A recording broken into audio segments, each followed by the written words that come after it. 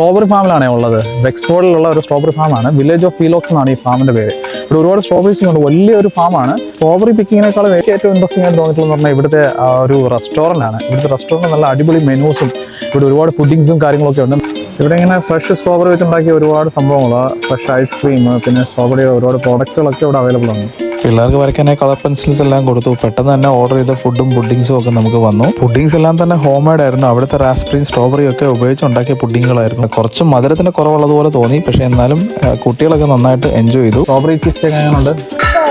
മൊത്തത്തിൽ ഇവിടെ നല്ലൊരു ആംബിയൻസ് ആണ്. ഔട്ട് സൈഡിലൊക്കെ ആണെങ്കിൽ ഇങ്ങനെ ഫ്ലവറും ഒക്കെ വെച്ചിട്ട് നല്ല ഭംഗിയാക്കിയിട്ടുണ്ട്.